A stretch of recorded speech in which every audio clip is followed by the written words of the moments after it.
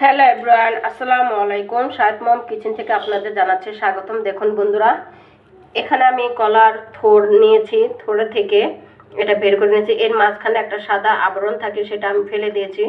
সবগুলা পরিষ্কার করে নিয়েছি।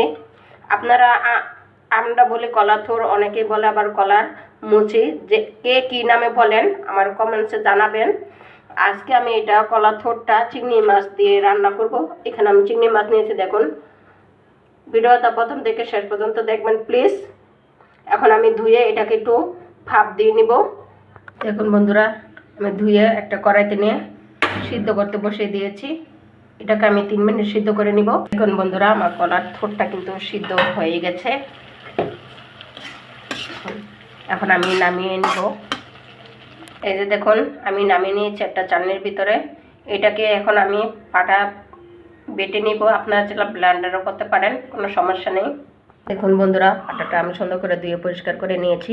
এখন আমি কলার থোড়গুলো বেটে নিব। দেখুন বন্ধুরা, আমার কলার থোড়টা কিন্তু বাটা হয়ে গেছে। কত সুন্দর মিহিন করে বেটেছি। একটা বাটিতে নিয়ে নিচ্ছি।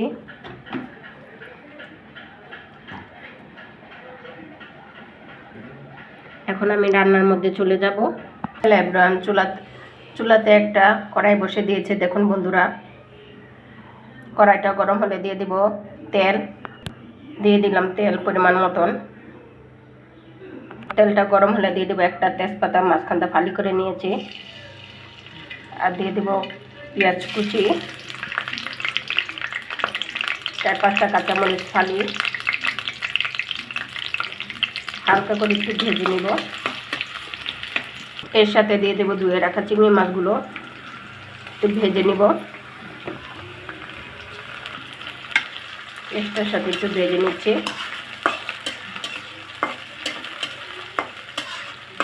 এখন দিয়ে দেবো 1/2 চামচ হলুদের, মরিচের গুঁড়া, ধনিয়ার গুঁড়া, দেবো স্বাদ মতন লবণ, টেবিল চামচ পরিমাণ আদা রসুন বাটা পেস্ট। এখন এগুলো ভালো করে মিশিয়ে নেব। এর সাথে দিয়ে সামান্য একটু পানি, যাতে মশলাটা না পুড়ে যায়। এখন কষিয়ে নিব। এখন বন্ধুরা, মশলাটা কিন্তু ভালো করে কষিয়ে নিয়েছি।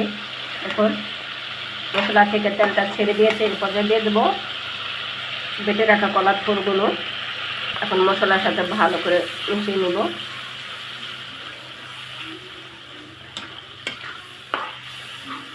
এখন মশলার সাথে ভালো করে মিশিয়ে নিয়েছি। আর এই পর্যায়ে দিয়ে দিব কতগুলা পেঁয়াজ কুচি। এখন এইভাবে আমি রান্না করে নিব 5 মিনিট। এখন বন্ধুরা, কলার থোড়টা কিন্তু টকবক করে ফুটে উঠেছে। এইভাবে নাড়তে নাড়তে আমি পানিটা শুকিয়ে নিব, একদম শুকনা শুকনা করে নিব। দেখুন বন্ধুরা, এটাকে আমি এইভাবে নাড়তে নাড়তে পানিটা শুকিয়ে নিব। অলরেডি অনেক পানি শুকিয়ে গেছে, একটু শুকিয়ে নিব। আর আমার রান্নাবান্না ভিডিওটা যদি আপনাদের কাছে ভালো লাগে, অবশ্যই লাইক, কমেন্ট এবং শেয়ার করে দিবেন। চ্যানেলটা সাবস্ক্রাইব করে দিবেন প্লিজ।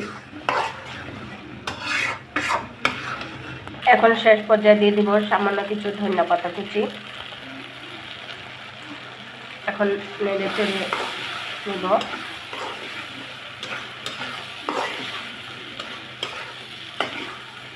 হয়ে গেছে আমার চিংড়ি মাছ দিয়ে কলার থোড় রান্না রেসিপি। এখন আমি চুলাটা বন্ধ করে দিব।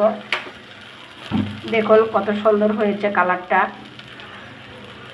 আমি আপনাদের দেখাচ্ছি। দেখুন, দেখতে কত সুন্দর। এটা কিন্তু খেতেও তেমনই স্বাদ। আজকে এই পর্যন্ত। আল্লাহ হাফেজ।